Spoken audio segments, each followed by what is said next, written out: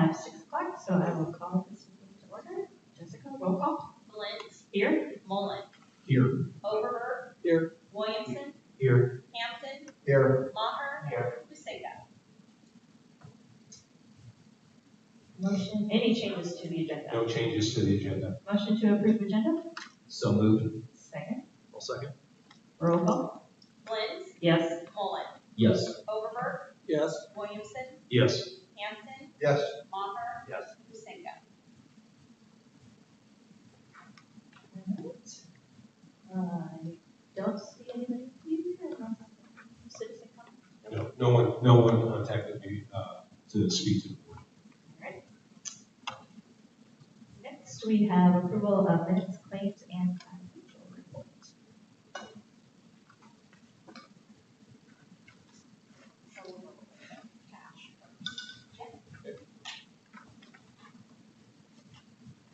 Okay, so here is our monthly financial report. We still have 1 month to go in the fiscal year, so we're getting right there. The books closed June 30th.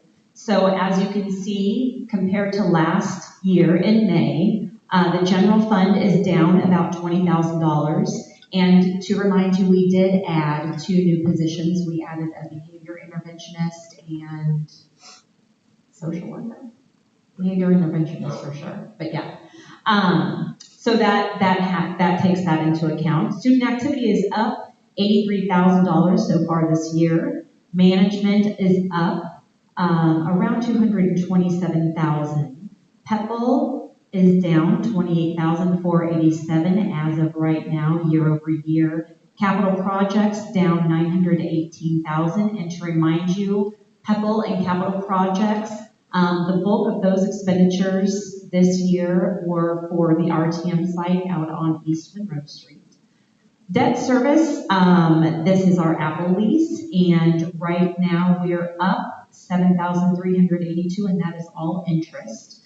And nutrition is down $95,311 as of right now, and I do anticipate that being down probably about $50,000 more by the time we wrap up the year. We did just put in a big equipment order.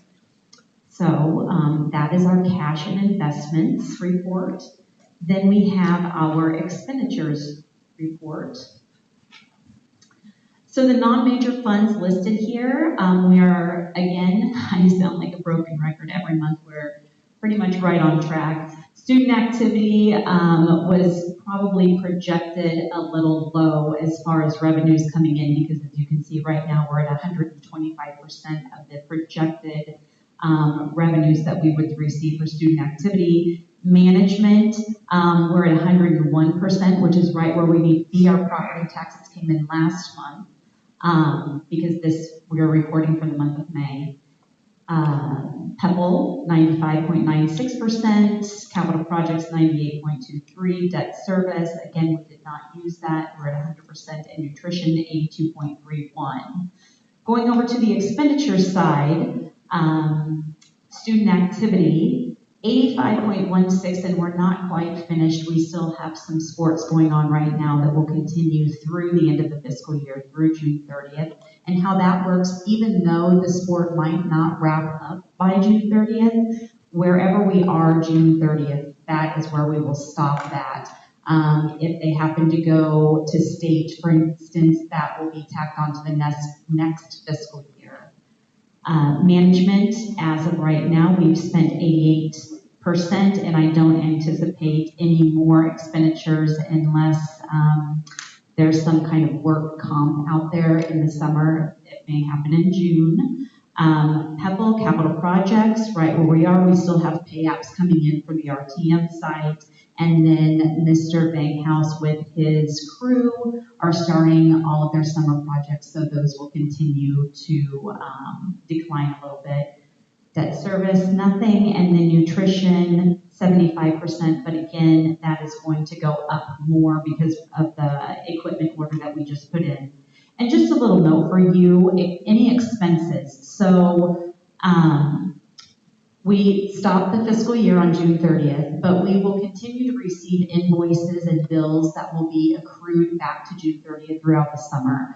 The rule of thumb is if we are in possession of a piece of equipment or material as of June 30th, it must be invoiced and accounted for in the June 30th fiscal year. Even if it was kind of meant to be for June 1st, it does have to go on the June 30th. So that's why I always reiterate to our coaches or our teachers or building principals that any expenses that need to be for next year, we need to receive those after July 1. So, does the board have any questions? So I'm a little curious with the student activity Yes. account. I mean, it's rose quite a bit this last year. Mhm. Maybe we budgeted a little less. Is there a big reason for this discrepancy? There's not really. It's just kind of anticipated revenues is when you're sitting down making a budget, you want to kind of, I mean, you don't know. You don't know what it's going to be. So they're just projections. And so maybe we didn't go as far in sports as we thought we might have in some sports, and that's why we budgeted expenditures higher or vice versa with the revenues. Or it could be equipment, maybe equipment needs we didn't need as much as we thought we were going to need, or uniforms, different things like that. So, yeah. Some of that might also come with declining sports participation. I know that lots of times there's been the lower JV freshmen, sometimes those don't always happen based on the other schools. So, Yeah. And then occasionally you do get a middle school sport that weather related that you cancel and you can't reschedule as well. Right. And next year I can note there was a little bit of change regarding girls wrestling. So there's going to be a girls wrestling head and an assistant, and then an assistant bowling coach, and then there was another basketball kind of move around thing. So we will have a little bit more expenses as far as personnel next year when activities roll around. Personnel gets charged to general fund. I don't mean to confuse you, but as far as like uniforms and different things, because they will be their own teams. So. That would account for expenditures for the revenues, though. Do we have gate increase fees or just pretty much? I don't believe the gates did not increase this year. No. Better participation. Yeah. Better. Yeah, it's a good thing. Or, I don't know, I was trying to think of what events we may have hosted that we, Got reimbursed from the state. haven't Mhm. in the past. Or if you hosted more track, just for instance, that you did the year before and you sent out entry fees and schools paid you those entry fees, that could be it. That could be something too, that maybe they were higher than anticipated. About the management expenditure, does that necessitate any type of budget adjustment for next year at all? It will a little bit, but the one thing that's going to come out of this that's not accounted for right now is you guys approved the early retirement incentive of the unused sick days. So that check will get written on or around before June 30th. So that will come out of here as well. I would say on that one, Aaron, the other thing is it's a bit difficult to predict the property casualty workers' comp renewal, what it's going to be. Now, our insurance group has done a better job of starting January 1, meeting with us a number of times, so we have an idea what that renewal is going to be. But we'll look at that tonight. But sometimes that's hard to gauge. As you mentioned, one slip and fall, yeah. and all of that can change really quickly. Right. Sure. We always want to budget higher in expenditures on a fiscal basis and be like, woohoo, at the end of the year on June 30th. So yeah, this is a very good outcome so far. We still have 1 month to go. And we did look at individual expenditures at the finance committee meeting on Friday. Yep. Any other questions? Motion to approve minutes, claims, and financial reports. I'll move. Second. Second. Roll call. Valens, Yes. Mullen, Yes. Overberg, Yes. Williamson, Yes. Hanson, Yes. Maher, Yes. Husinga. Oh, Next up, we have reports and superintendent report. Okay, just a few items in the superintendent report. On Wednesday, we're going to head to the Summit on Student Success in Ankeny. Derek, just let me know, you can't make it now, right? I need to cancel. Yeah, okay. So, but we will, Dr. Butler and I and Director Williams, we will be heading to Ankeny to the Summit on Student Success. So always been a great event. Number two, the summer school board meeting schedule. And number three there, I want to talk a little bit about, we added the Monday, June 30th as a work session. Hadn't been a work session in June, but now we will have a work session in June. Right now, no committee meetings in July. Our regular board meeting is July 14th. And then right now, no work session in July. We'll get back into committee meetings in the month of August. So that's the schedule right now. Now the number three, the board work session. We had some discussion on Friday at the finance committee meeting, and the committee members felt like it would be beneficial to get together on Monday, June 30th at 6 o'clock. We want to look at a couple of things. One of the things that we want to look at is the staff. The last week or so of school, they participated in a staff survey, asking a few questions regarding facilities challenge, what's working well, what doesn't work so well in the learning environment for our learners. So we want to take a look at the results of that survey. The other thing that we discussed on Friday is post kindergarten roundup, which was in early May. Would have been after our committee meetings, but was in early May. We took a look at the kindergarten registration numbers, and we want to talk about the numbers, the registration numbers that we had at Salem Elementary, and just have some discussion about that. Right now we have 9 registered for kindergarten at Salem, and I know you may want to, as we go through the committee notes, I've got that in the committee meeting notes as well. And we want to discuss that as a board on the 30th of June. So, anything else I'm missing about that? We were going to discuss central office Yes. as well. That was the third topic. So Thursday's meetings yielded the site policy committee meeting yielded the central office and homeschool assistance conversation and the staff survey, and then Friday's finance was the kindergarten.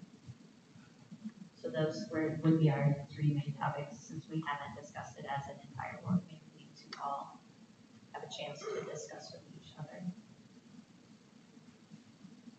Okay. And then the fourth item is a legislative update, and I do want to go. There were a number of legislative changes that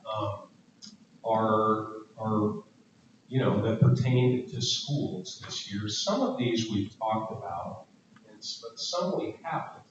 And so I want to go through these real quickly, see if you have any questions.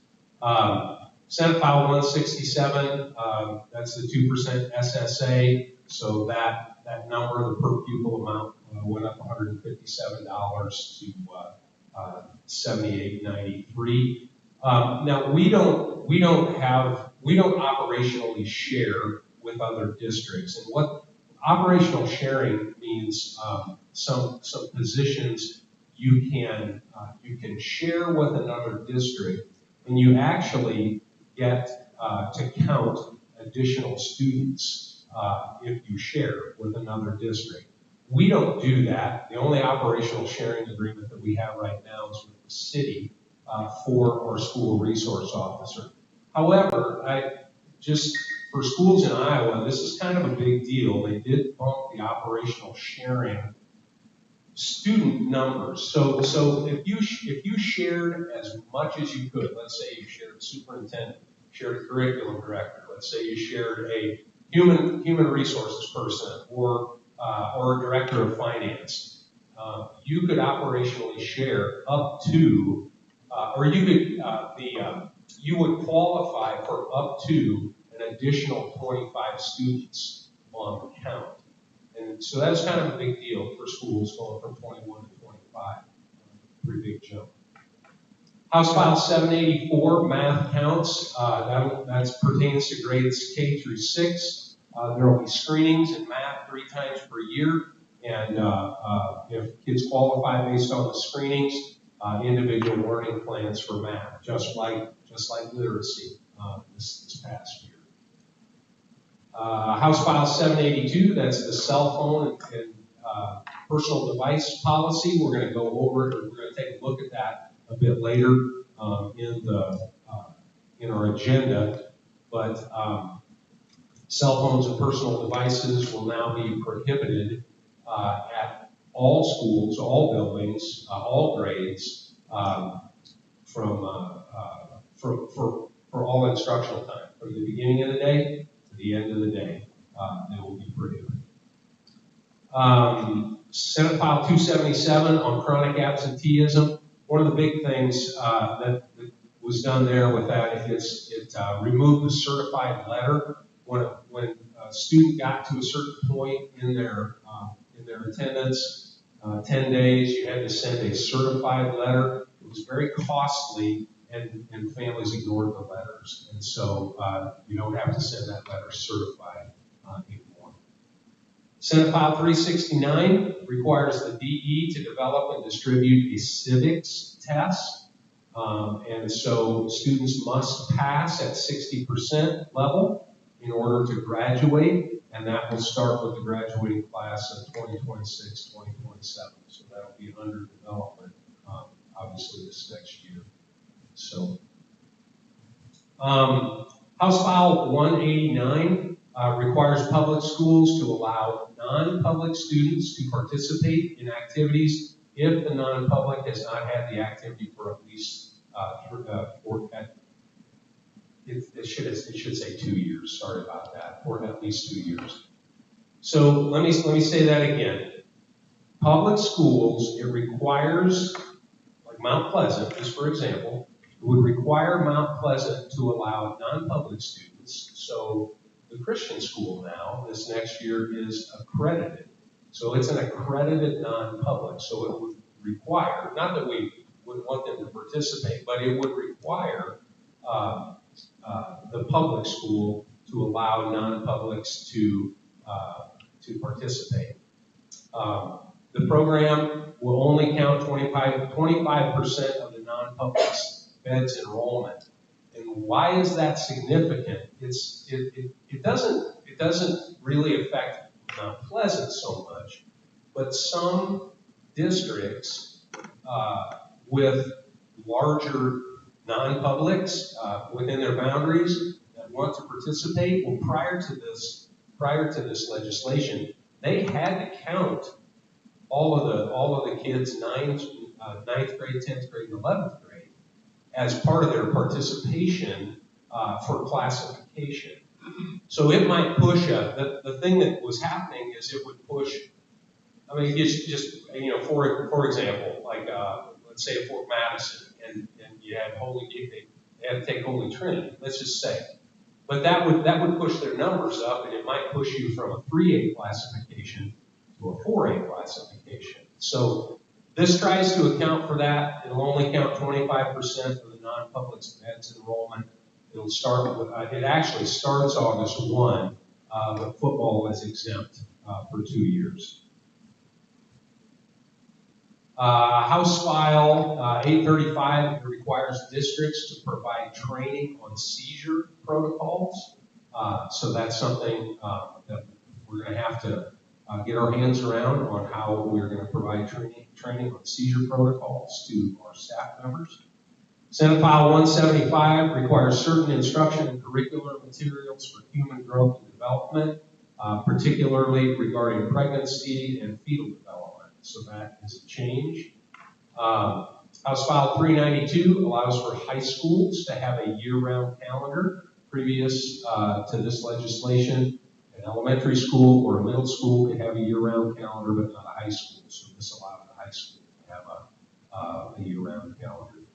House File 706 increases fines for board members who participate in and or knowingly violate the open meetings rules. So we want to make sure that we're doing everything in the open. Increases those fines. House File 393 eliminates the occurrence of a student being counted as a dropout multiple times.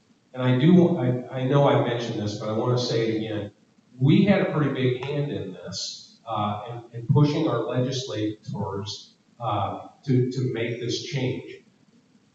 We would have students who would they would go to Wisdom Quest, and Wisdom Quest wasn't working out for them, so they would drop out. They're counted as a dropout. Well, then, the following year, maybe things changed, and they'd say, "Hey, I would like to try this again." So we have been very open to that up to the age of 21. We've been very open to that. Yeah, you can, we want to help you get your diploma. Let's try it again. Well, if they tried it and then dropped out again, they were counted as a dropout again. So that legislation has now been changed. One student can only be a dropout one time.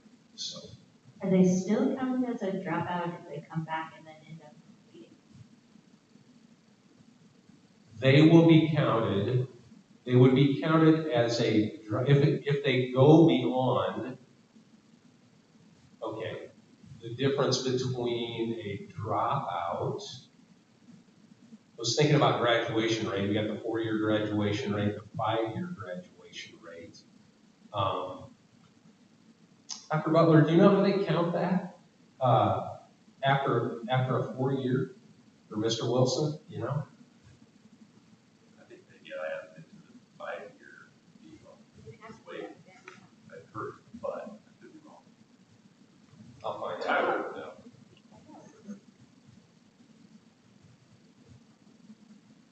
Okay. I will do the answer to that. They do still calculate 5-year graduation rate. So.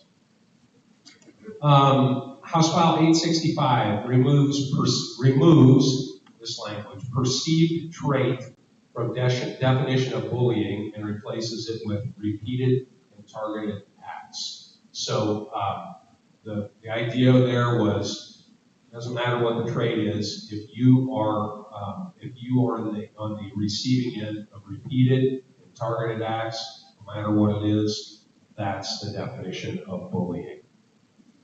House File 783, I just thought this was interesting. It mandates that Boys and Girls Associations, the Boys Association and the Girls Union, form a committee to deal with districts that wish to leave and or enter an activity conference. And again, that it's interesting. It is relative to Mount Pleasant. We've had inquiries in the past from districts about joining the Southeast Conference. So they're forming a committee to deal with that. Senate File 275 directs the DE to provide resources and support families to districts pertaining to district support of students from military families. And again, pertinent for us as we just had the deployment of our engineer outfit. Senate File 659, student abuse involving a school employee. So if we have a situation where there's an allegation of student abuse involving a school employee, In the past, that has been investigated by the level 1 investigator here in the district. We've had two trained administrators who are level 1 investigators. What this does, it puts the health or human services in charge of the investigations. So it requires the subject of an ongoing student abuse investigation, whatever position that might be, to be put on administrative leave, and then it requires immediate termination if it's found. So that's a big change for us. I actually saw an email today that said there's not a need to, you don't have to have a level 1 because that's going to go right to the DHS to do the investigation. So. And then the final thing that I want to share with you is Senate File 660. That did include the $14 million for non-certified staff. And so what we did last year for us, it was about $52,000, so not a huge amount of money, but we used it as a we used it as a retention kind of bonus for people who have been with us, signed their contract. We used that money as a retention bonus. anywhere from $200 to $400 basically. Real quick on the athletics, in the conferences currently, are we in control of who people within the conference in control of who joins and doesn't? And they're taking that control out of our hands? Well, ultimately, boards make that decision and make that decision on for individual school districts on leaving a conference or entering a conference.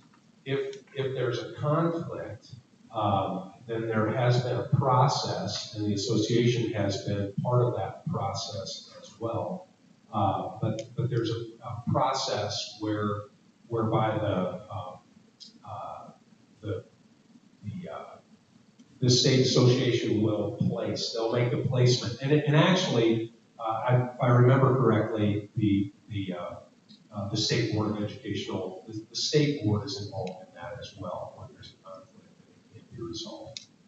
So, but if there's no conflict, we currently have control of it. They're taking that. the local board does, yes. And now the associations are going to say, you need to come to us first with the pass to be removed or to enter. Our conference would not have any choice. They need to decide. I believe that is correct, Josh. Let me get some details on the language of that legislation.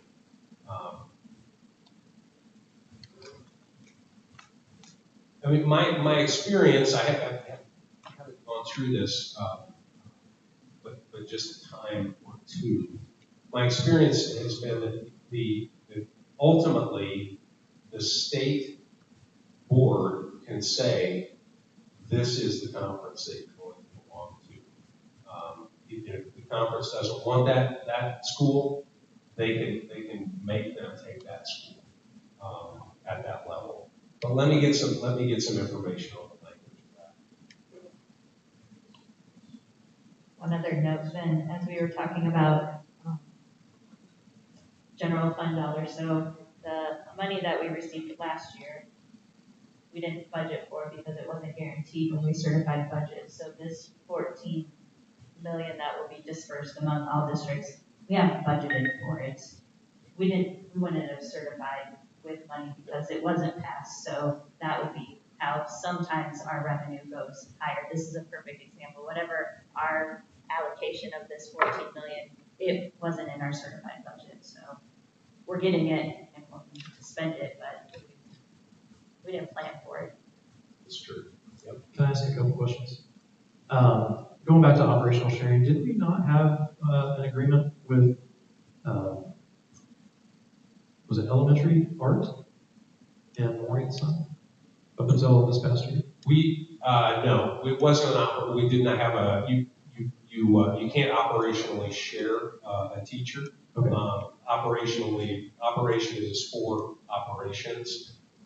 We held a 60% contract with an art teacher, and then Morning Sun picked up the rest of that person's time. But there was no agreement. It was just we had 60% of a 1.0 here, and then that art teacher, negotiated with the other district. So that can be kind of contract by contract basis with education staff. That's how that works. It's not partner. That's correct. Okay. It was the food service coordinator. Oh yeah, That was our last one. That we did. However, you can't operationally share food service, but we did share. But it's not an operational sharing that you get additional students for. We had an agreement, I guess we didn't get credit, but it would be more like something like that. Curriculum director, HR, those. A couple more quick ones. How much did it end up costing us for covering those certified letters as part of the chronic absenteeism? Do we know off the top? That's a good question. I was just curious. We had a stack of them. And they were about that. Yeah.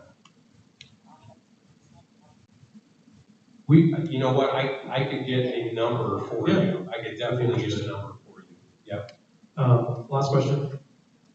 With this civics test, do we know where in the curriculum this is going to be placed? Is it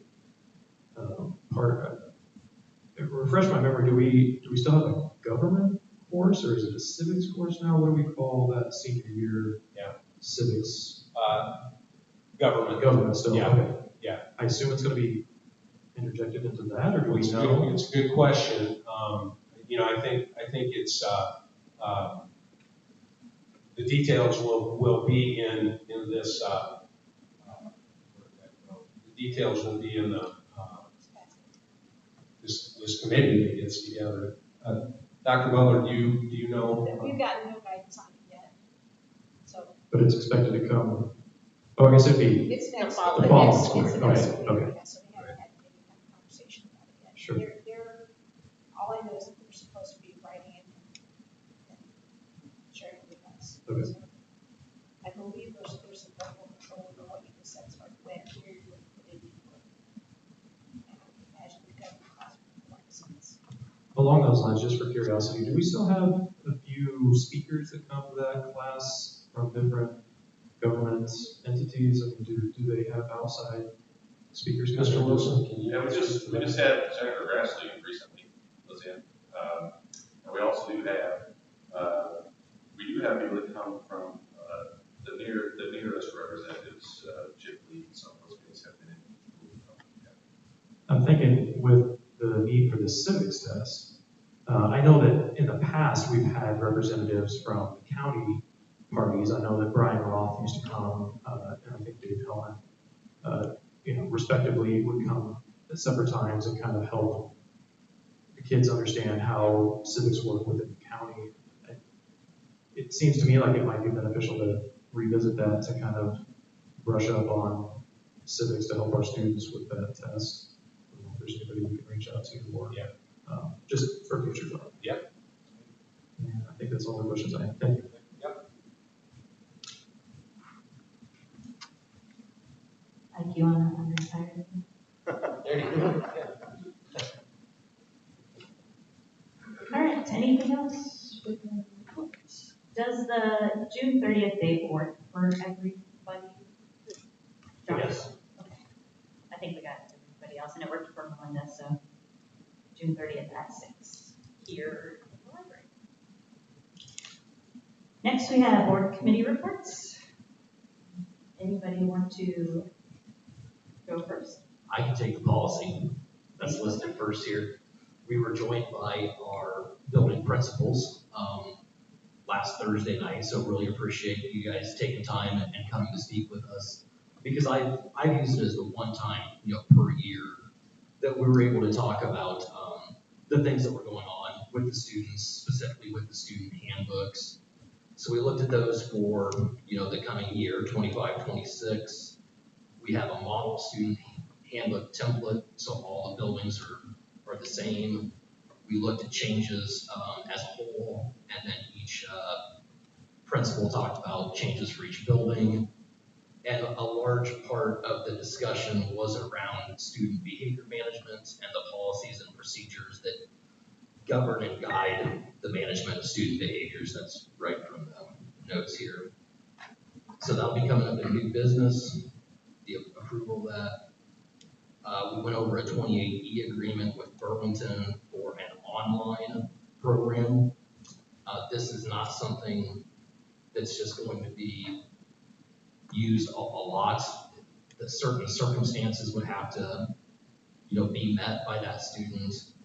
And that's one thing the board asked for is what those, some restrictions on it and when that would be reviewed. So it'd be reviewed at each semester. That's coming up in new business as well. We reviewed mandatory board policy 503.09, student use of personal electronic devices. John's already mentioned it in the superintendent reports. That I was a little shocked. It was from the beginning of the day to the very end. So there's like passing periods. That's all considered instructional time. The principals talk about their protocols, like that they've already been using in the middle school, what they're going to be doing in the high school. That's in new business. Mr. Hendrickson let the committee know that there were no changes for the first reading in school board policy series 100. That's in new business. And the 12-month employee vacation schedule, there were no recommended changes. That's also coming up in new business. For that 28E agreement, did we figure out if it's Burlington diploma or not diploma? Mount Pleasant diploma. Yep.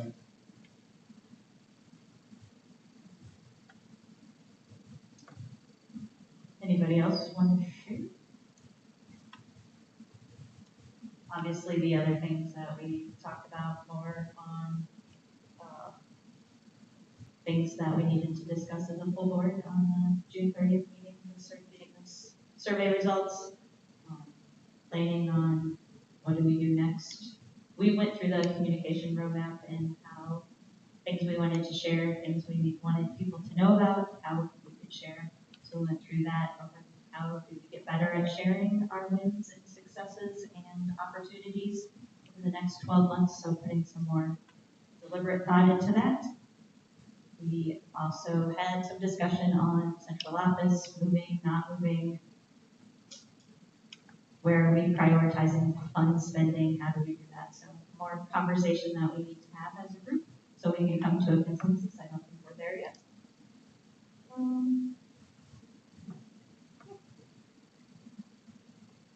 Anybody else?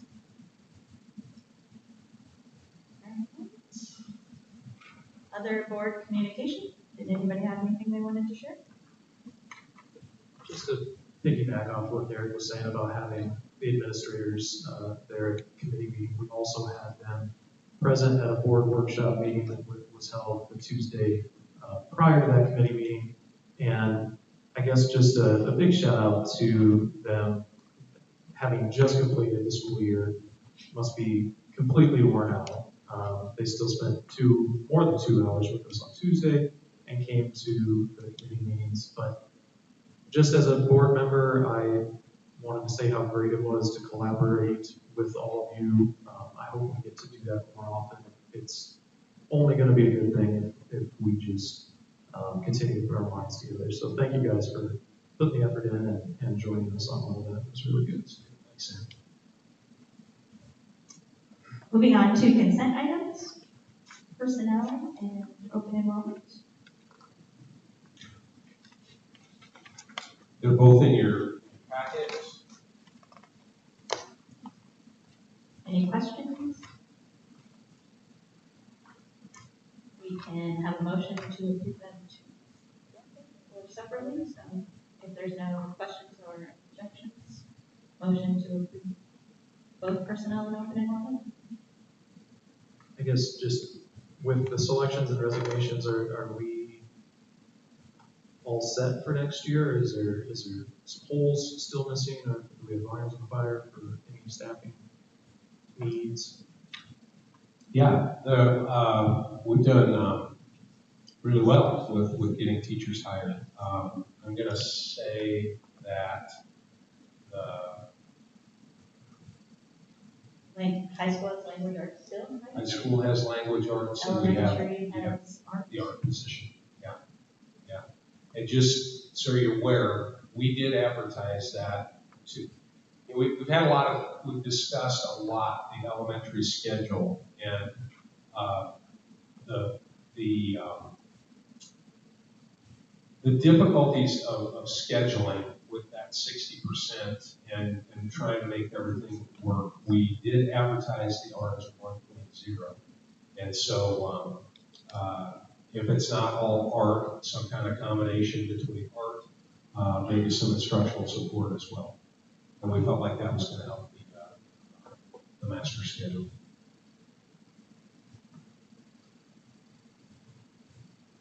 Motion to approve. I'll make a motion to approve the personnel and open enrollment together. Second, I'll second. roll call? Lynch, Yes. Mullen, Yes. Overberg, Yes. Williamson, Yes. Hampton, Yes. Maher. Yes. We have no unfinished business, so we'll move on to new business. First up is resolution to consider continued participation in the instructional support program and to schedule a public hearing on July 14th, 2025 at 6 p.m. here in the high school meeting center. Okay. So let me, if you would allow me to, let me go through the instructional support program, give you a little bit of background on, you could also call it an instructional support levy or the ISL program. I'm going to read through this for you here. A school district may establish an instructional support program to provide additional funding in the general fund. The program may be established by a board resolution for up to 5 years or approved by the voters for up to 10 years. The program may be funded by all property tax or a combination of property tax and income surtax. The total program may not exceed 10% of the district's regular program district costs. The revenues from the instructional support program may be expended for any purpose allowed from the general fund, but may not be used to supplant funding authorized to be received for returning dropout prevention programs, gifted and talented, the PEPAL levy, the management levy, or special education deficits. So currently, for Mount Pleasant, the instructional support levy, the ISL, was passed by the board on November 9 of 2020 for 5 years. That's when it was passed, but it was passed for 5 years, beginning with fiscal year 21. So if it's a 5-year program, it's going to expire in fiscal year 26. So we're closing out fiscal year 25, and on July 1, we will start fiscal year 26. So we have one more year on the instructional support program that we are currently in. So it'll expire in fiscal year 2026. So what I'm asking you to consider is to pass a resolution to go for another 5 years, starting in fiscal year 27 to fiscal year 32. In fiscal year 25, the current year that we are in, the instructional support program, the revenue was $977,207. 5%, a 5% income surtax generates $569,421. So that's at 5%. You could go higher. You could on your income surtax, but this is the combination that we certified for the current budget year that we're in. And 60 cents is property tax, generating $407,786. So just short of $1 million is what the ISL or the instructional support program brings in for general fund revenue. The next thing that I have here is statewide. Let me get this turned if I can. Well, there we go. So this is a map, obviously, of the districts of the state of Iowa. Anything that is colored has an ISL. So every district except except Alameda up here in the northeast corner, every district has an ISL. This map just shows how they're funded differently. You can choose to fund them differently, but of all the districts in the state of Iowa, only one district does not run the instructional support program.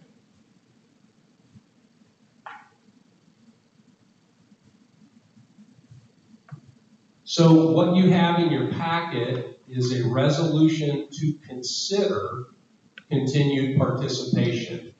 And so what you would be doing tonight, what I'm recommending that you do tonight, is to consider continued participation.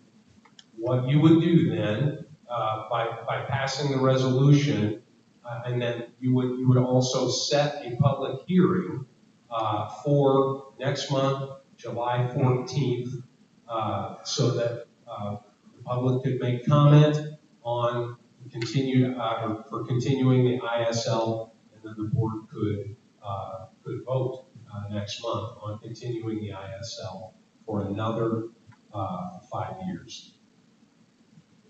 So the highlighted part here of the resolution, the board of directors wishes to consider continued participation in the instructional support program for a period of 5 years, commencing with the fiscal year ending June 30th, 2027. So that would be that fiscal year 27.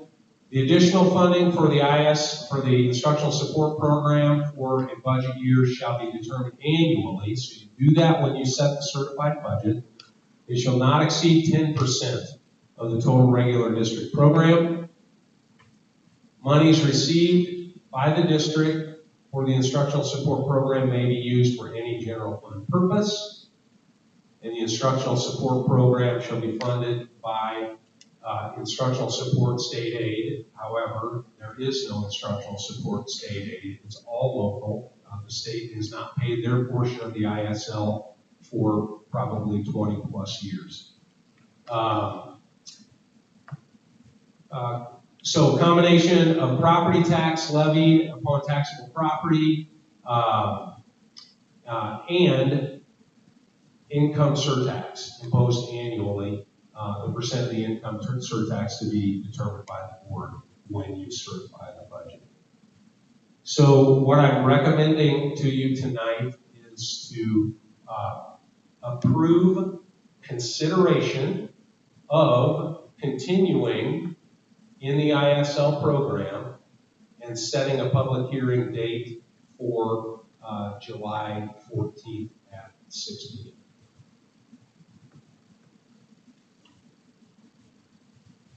Questions about the ISL/ISD? The attorney has looked over the resolution. The attorney, I let the attorney know that we'd like to consider, and the attorney put it all together for this particular program.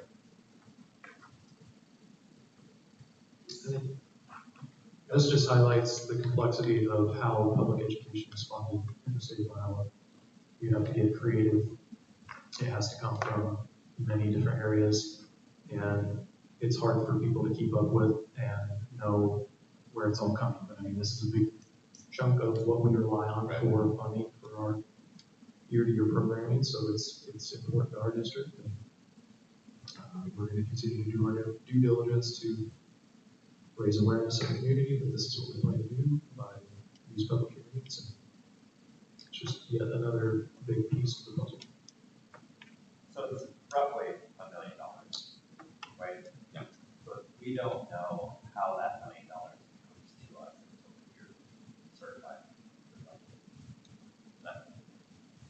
We have control over that each You year. have control. Whether it's coming from the income surtax or the property tax. So what happens is they take the previous year's income taxes paid, they apply the percentage to that previous year, and then that generates the first amount. The percentage is something we control, and that 5% we can go up. We can. That is correct. That's correct. We can control the percentage that we're asking for in the income surtax. You can make it 100%. The board could choose to make it 100% property tax if you wanted to. Or 100% income surtax.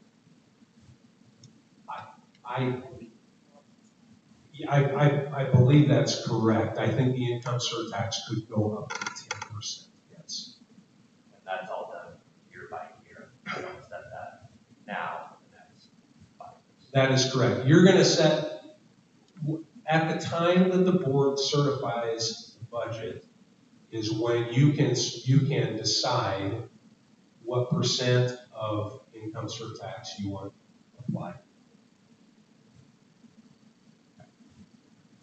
And then, Josh, that generates the first amount, and then whatever is remaining is generated in property taxes. If we don't do this, we have to cut the budget about this much, correct? Yeah, if you didn't do this, you'd have to reduce $1 million.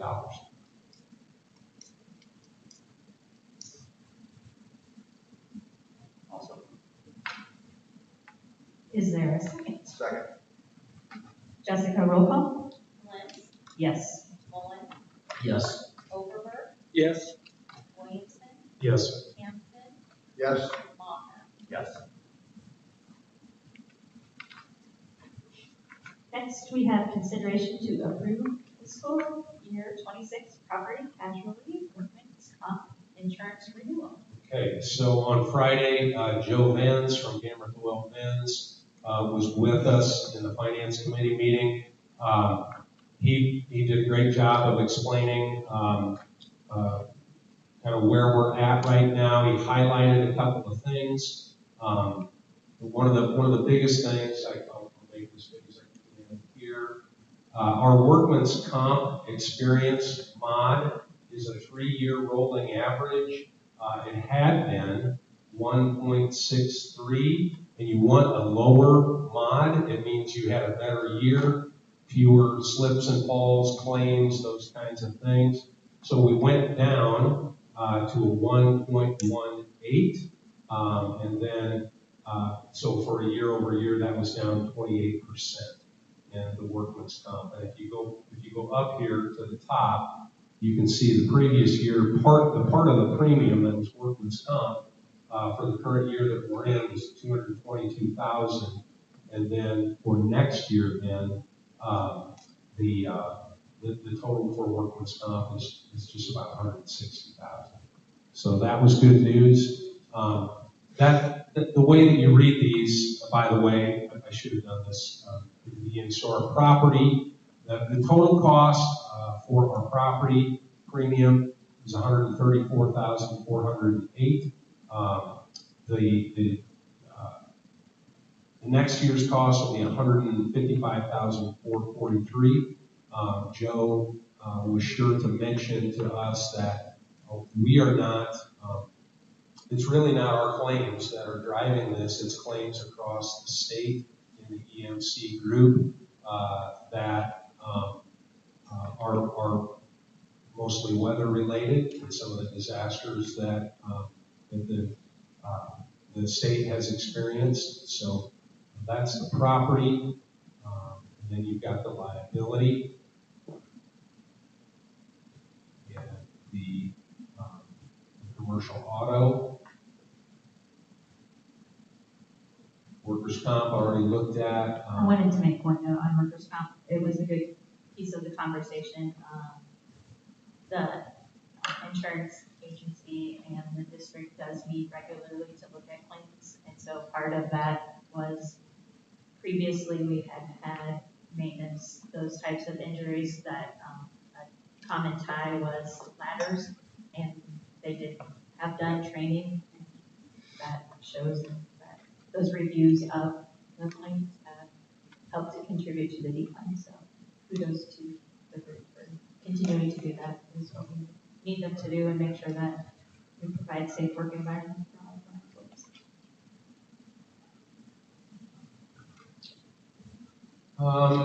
The linebacker, they did point out in the linebacker that this increase here, with the number, again, being part of a group, there's obviously good things that happen, savings that happen, but there's always, but you also, you're reflective of the experience of the group. So they did bump up the premium cost for this the deductible here from $1,500 to $5,000. What they've been seeing is a number of an increase in the number of open meetings violations by boards, and so the increased deductible, again, that's not reflective of this board. We've never had that claim, but EMC as a group has. So, but to get down to the actually that was liability. Was that liability, Angie? No, linebacker. Linebacker. Okay. That's what protects us. Yeah. We did talk also, and I think it was Mike that posed the question, when Wisdom Quest moves to the Howe Activity Center, that building will be considered occupied, and so we will apply with EMC for EMC's rates for that building, and we'll be able to come off of the secondary market for that particular building. So we'll save a little bit of money by doing that. So in total, I guess the good news this year, see that the current year that we're in, $487,655 was the premium, and it's going down 467,723, a decrease of just over 4%. And in the finance committee meeting, it was noted that most likely in the certified budget, you projected around 5% increase. That's true. So there's another discrepancy where our expenditures won't be as high because they budgeted in the March timeframe when we had to certify budgets. Their best estimate of these reflected a 5% increase, and us ending up with a 4% decrease was good, but also was not reflected in the certified budget. Just a reminder that the premium is paid from the management fund. Any questions for the insurance renewal? If not, a motion to approve. So moved. Second. Second. Roll call. Lentz. Yes. Mullen. Yes. Overberg. Yes. Williamson. Yes. Hampton. Yes. Maher. Yes. Next, we have consideration to approve the 28E agreement with Burlington Community School District for the VIBE program. Okay, so again, we had a lot of discussion about this in the committee meeting we have for the last couple of months. Burlington runs an online program, and there are a number of area districts that enter into a 28E with Burlington for that online programming. We have said from the outset, this is not, Mount Pleasant is not now offering an online program. Just to say, hey, you want to go online? We have that. That is not what this is about. This is another tool in our toolbox to try and meet the needs of kids whose circumstances, maybe they are home circumstances, maybe they're health circumstances, to provide programming so the kids can be successful. Burlington runs the program. They administrate the program. The cost of the program, as the district administrating the virtual learning program, that's Burlington.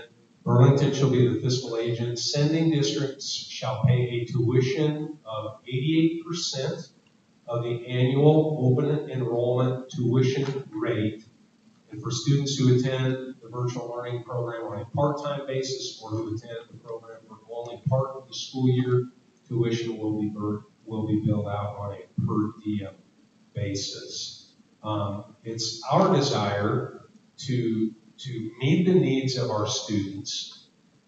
Once those needs are met, we would like to reintegrate them back into our program here in Mount Pleasant, whatever that might look like. So this is another tool in the toolbox to do that. The program for Burlington, they offer it for grades 5 through 12. We would consider students grades 6 through 12 in the bio program. Mr. Adams, Mr. Wilson, or Dr. Butler, am I missing anything along the structure of the program? We just have some clear guidance on application. Got that here. Yeah. Sorry. No. Okay, so we did put together.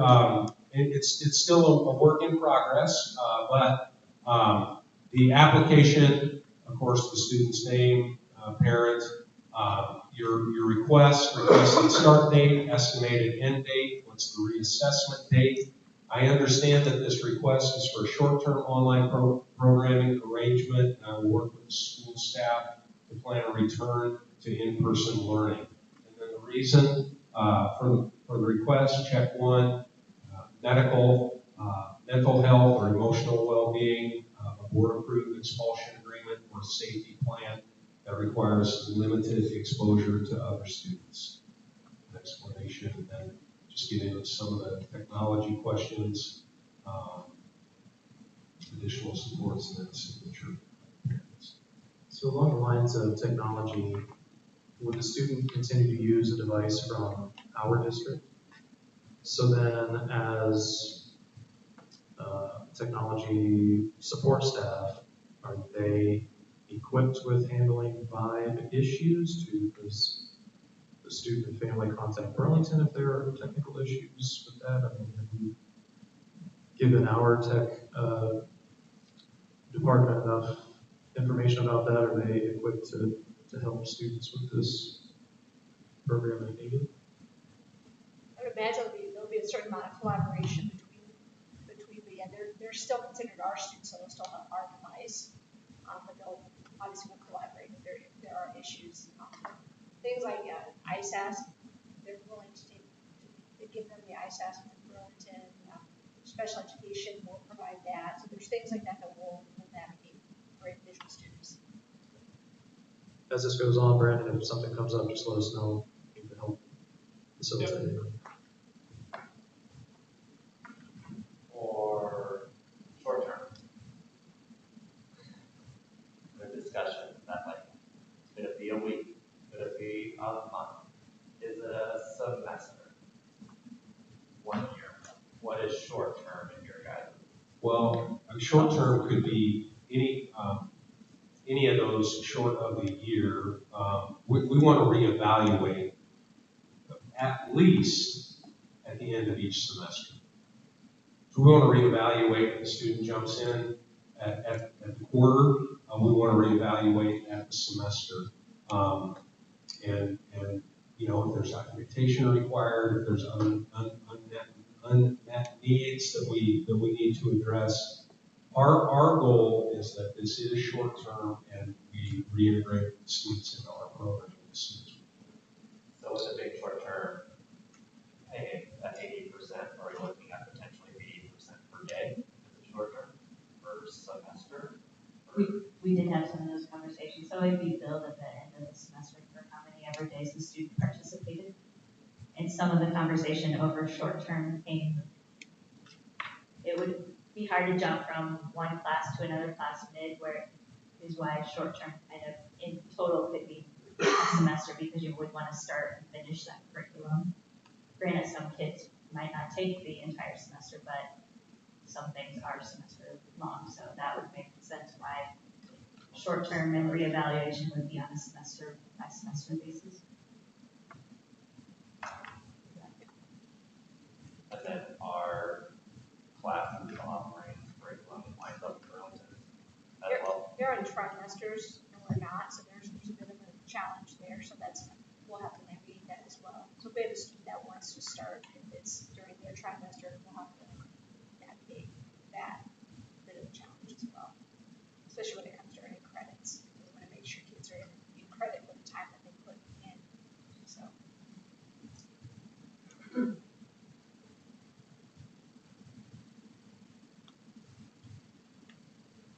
And I think by approving this, you're saying that we approve the program, the approval for a student to participate in is left up to the district. Yeah, administrative decision.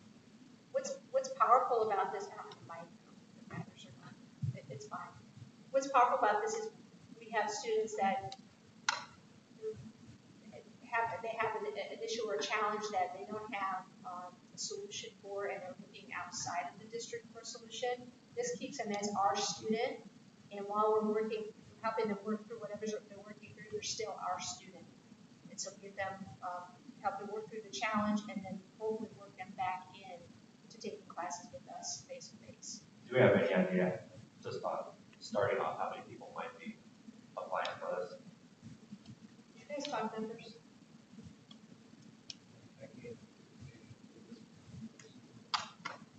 For high school wise, it's always, the way I envision it, we'll get to that point as we get started through the year. Because those situations then arise, there might be a medical emergency where a kid has to be out, or they have this going on, or something's going on. I don't think there's like an initial charge right at the beginning here. I think it'll come as the year progresses. Right, that's one thing I was gonna say is Dalton was asked this question, and he said less than 5 students. For the whole year, potential. Yeah, I mean, he was gonna be very selective, if I remember it right. It's just one more option to try to meet the needs.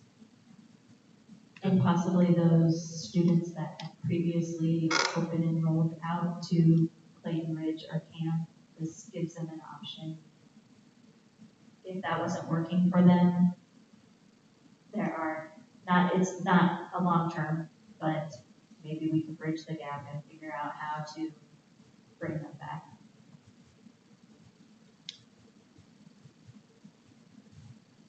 That really is what we were looking for, was something to say, and Dalton and I have talked about this many times. We tried this, we tried this, we tried this, we tried this, we tried this. And what we didn't have for a kid who was, and he said it, a student who was struggling with anxiety or some other kind of health reason. And they would say, Mr. Stone, right now I just can't come. I just can't come, every day. And conversation with the parents. And this gives us that one more tool to say, well, what if we tried this for a semester? Do you think that would meet your needs? Instead of saying, well, listen, sounds like we don't have anything for you. And so the student says, I'm just going to open and roll out to Connections Academy or Is there a point where you look at it, let's say it's a freshman, and we get 2 semesters in, and we're going on to year 2? Is there a time limit if we say this is just going on for too long, or is it kind of open-ended still at that point? I think at that, in that kind of an example, at those points is when you would require some additional documentation. Let's say, from a healthcare provider that this is really what the student needs at this time. I had kind of said at the committee meeting when we were discussing this that it's nice to have this tool to try to help the student meet them where they're at and keep them in the district if we can. But we also want to be kept up to date on all the measures that happened before. You did a good job articulating that, we've tried this, we've tried that. I think that as a board, we wouldn't continue to provide, as much resources as we could for every student if we weren't looking at all of those steps along the way, if there's something else that could be done. So I'm going to continue to advocate for, mental health support, whether that means, invention of a position to try to realign with the state's guidelines on how many counselors you have per students and that ratio. So I want to keep that conversation and that dialogue open to make sure that that we truly are doing everything we can for those students until we get to this point. So just throw that out there. Additional questions or comments? If none, motion to approve the 28E agreement? Also move. Second? Second. Roll call? Flint, Yes. Mullen, Yes. Overberg, Yes. Williamson, Yes. Hampton, Yes. Maher. Yes. Next, we have consideration to approve the second reading of School Board Policy 100 Series, the educational philosophy. No changes in the 100 series. I do have it. If you want to look at any of those policies, I would recommend you approve the second reading. Are there any questions with the 100 series? Otherwise, motion to approve the second reading? Second. Second. Roll call? Flint, Yes. Mullen, Yes. Overberg, Yes. Williamson, Yes. Hampton, Yes. Maher. Yes.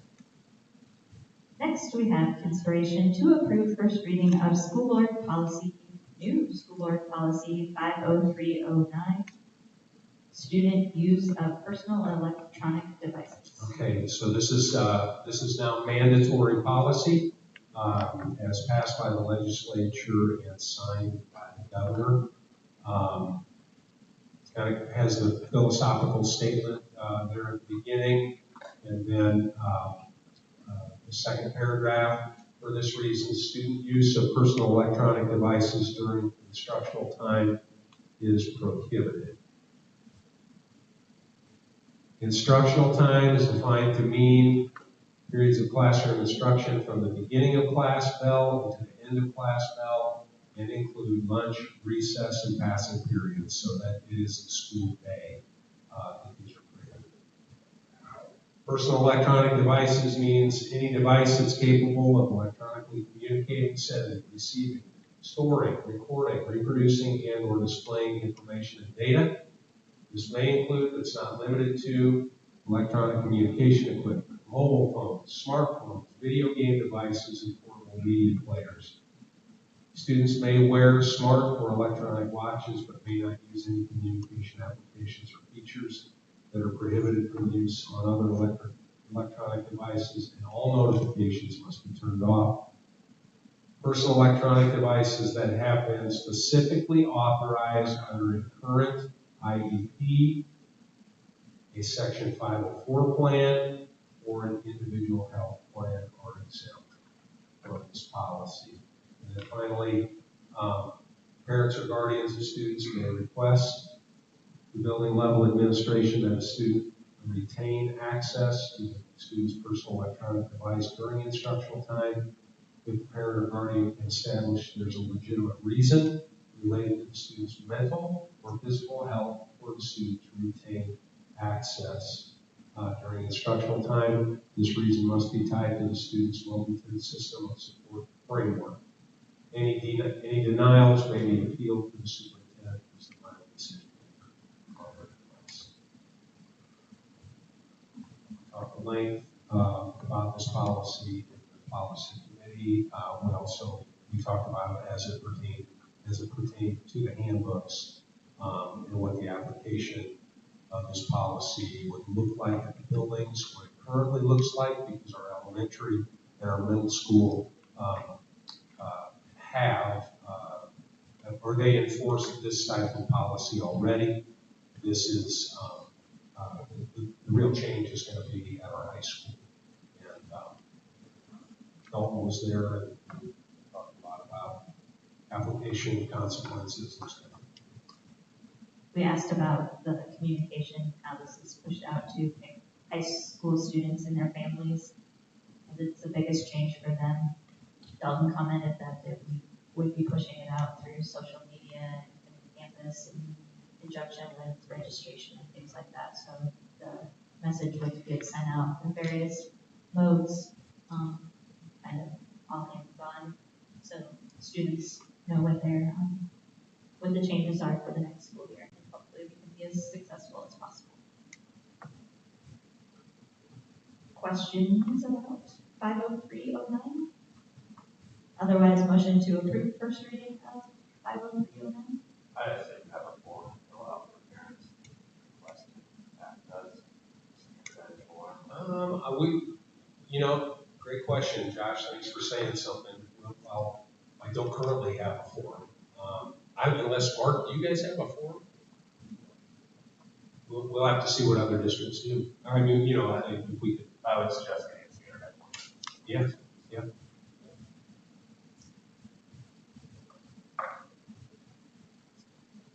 Any other questions?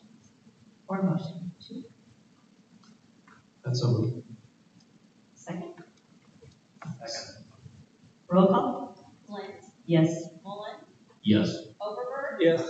Williamson, Yes. Hampton, Yes. Maher. Yes. Next, we have consideration to approve the 25-26 school handbook changes. And I have the handbooks here. If anybody wants to look at anything specific, this is the document that the principals put together, the changes to all handbooks, the preschool additions and edits, elementary, middle school. Again, had a lot of discussion at the committee meeting regarding the changes. Would recommend that you approve the handbook changes, unless you have questions. Any questions on the proposed changes? I can't remember the specifics. There were a couple of just minor errors that the admin were reporting correctly on what the changes would be, but when we pulled them up, they were like, oh yeah, we still need to go back and change that. Has that all been corrected? I wish I could remember a specific. Can you guys remember? It's the absenteeism calendar that Mark made. Oh, Mark, so. Okay. It will probably not be until Mark is back working on July, obviously. Yeah. But that's what, I think that's what you're referring to. I would make a motion of pending I have a question. No longer use parking stickers on high school. you were at the meeting. Do we have a fee for this? You're like, I wasn't. Is the fee still there? No. That's the wrong meeting.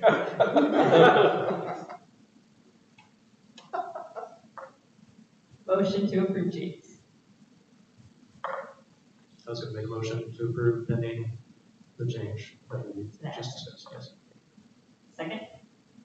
I'll second the motion. Jessica, roll call? Flint, Yes. Mullen, Yes. Overberg, Yes. Williamson, Yes. Hampton, Yes. Maher. No. Not because of your hard work.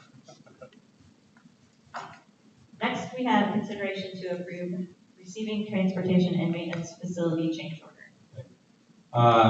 So as I communicated to the board, the bid documents for the RTM site did not include air conditioning in the warehouse space of central receiving.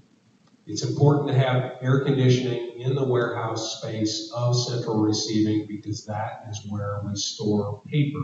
And we need to be able to keep the humidity down. in that area. So the initial design of the correction, so we're going to correct that. The initial design was to put in 2 mini split units, 2 4-ton mini split units that would dump cold air in. We preferred not to go with that solution. Our experience with mini splits, it's just not been great. There seems to be a lot of maintenance. So we asked the engineer to design a system with an air handler, ductwork, and then an air conditioner compressor sitting outside that building. So that's what was designed. This is the about that. This is the north. I got it. This is the north side of the central receiving building. You have the cooling unit sitting out here, and the air handling unit right here, AHU 101, with ductwork coming out from the air handling unit, and a discharge, 2 discharge here, and 2 discharge here. So the cost to do that, the change order cost, just short of $27,000, $26,009.21 to make that change. So unless you have questions, or I would recommend that you approve unless you have questions. Does the board have any questions? Is there a motion to approve the change order? So moved. Second, Second. roll call? Lynn, Yes. Mullen, Yes. Overberg, Yes. Williamson, Yes. Hampton, Yes. Maher. Yes. Next, we have consideration to approve the 12-month employee vacation schedule. No changes to the 12-month employee vacation schedule. We recommend that you approve. Any questions? Motion to approve? So moved. Second, Second. roll call? Lynn, Yes. Mullen, Yes. Overberg, Yes. Williamson, Yes. Hampton, Yes. Maher. Yes. Next, we have consideration to approve the 25-26 bread bid. Okay, so Tisha sent out RFPs for bread, as we do every year. Send it to Panagold, Bimbo Bakeries, or Bimbo Bakeries is what they're called. And then I believe she sent one to Ivy Bakeries as well, but didn't hear anything back. Bimbo Bakeries chose not to bid. Panagold, who has been serving our bread needs for the last number of years, this was their bread bid. You can see that the sandwich bread has gone up some to 46 cents a package. The hamburger buns came down a bit, and a bit of an increase on the hot dog buns. But we recommend that you approve Panagold as the bread supplier for 25-26. Motion to approve Panagold. So moved. Second, Second. roll call? Lynn, Yes. Mullen, Yes. Overberg, Yes. Williamson, Yes. Hampton, Yes. Maher. Yes. Item J is consideration to approve contract with Great Prairie AEA for this transfer of state special education funding. Okay, so part of House File 2612 that was passed not this last legislative session, but the legislative session before, that affected the AEA and the funding of the AEA. If you remember, Education and Media Services this year, the district received 60% and the AEA received 40%. Next year, we will receive 100% of the AEA, of the Ed Services and Media dollars. It's about $240. It's about $240,000. Dr. Butler about had a heart attack. Okay, so as part of 2612, the other change that now gets implemented this year is that special education funding, the weighted dollars that we receive for our students, would normally have all flowed to the AEA. 100% would have gone to the AEA. This coming school year, 90% will go to the AEAs, and we will contract for services with the AEA on those 90%, or we will access services as we always have for two areas: child find and anything that has to do with free, appropriate public education, FAPE. So if a student has an IEP and we work with consultants on that IEP, various elements of the IEP, we will continue to do that and access that like we always have, whatever those goals are. The district receives 10% of those funds. So the AEA gets 90%, local school districts receive 10% of those funds. Local school districts can use that 10% of funding on any special education expense as necessary. So for Mount Pleasant, estimated next year,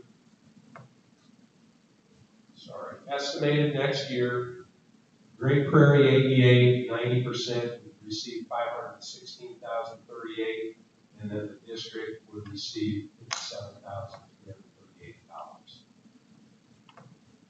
What I'm getting to with the agenda item is we have to have a contract. It's mandatory to have a contract with the AEA on how those funds are transferred to the AEA.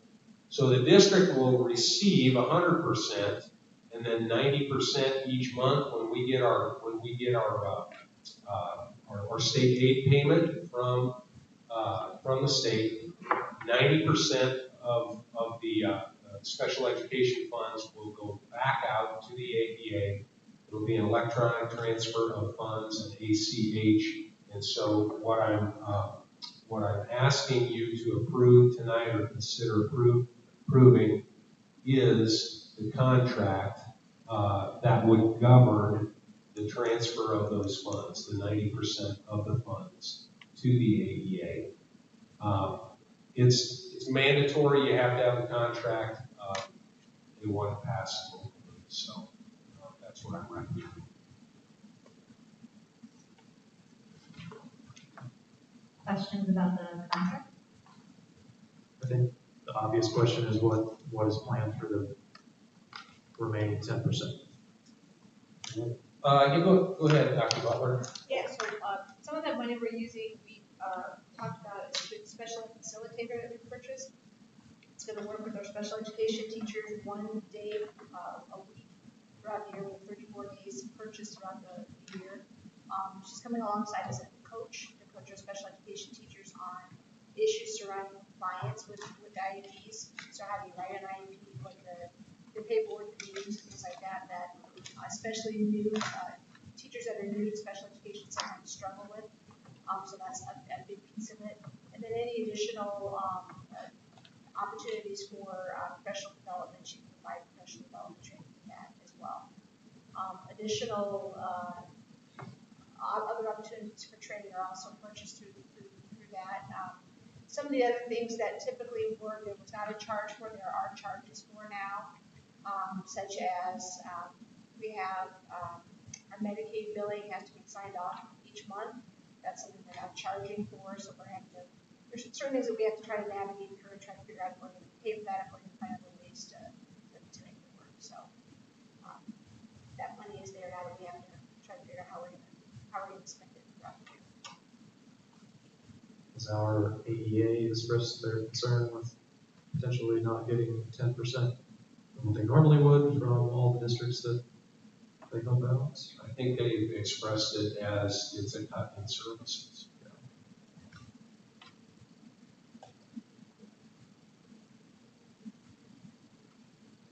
we're getting much clearer, we're trying to get much clearer about what it looks like when our core team is in the building during, they come about once a week to ensure free and appropriate public education.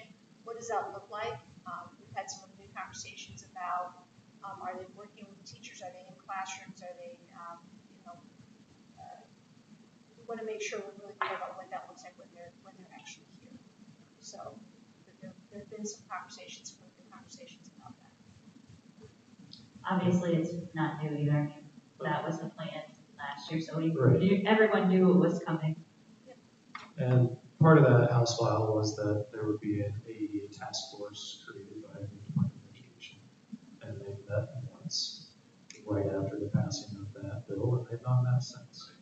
So I'm going to continue to advocate that they follow through with that. If they're going to take funds away from the AEAs and demand the task force meet, then they need to meet. That's accurate. Any other questions or comments? Otherwise, motion to approve the contract with Great Prairie AEA. So, Second. second. Roll call. Lynn, Yes. Mullen, Yes. Overberg. Yes. Williamson, Yes. Hampton, Yes, Lockhart. Yes. Next item on our agenda is year-end review of superintendent job performance, and as per Iowa Code 21.5.1I, to evaluate the professional competency of an individual, we will be going into closed session.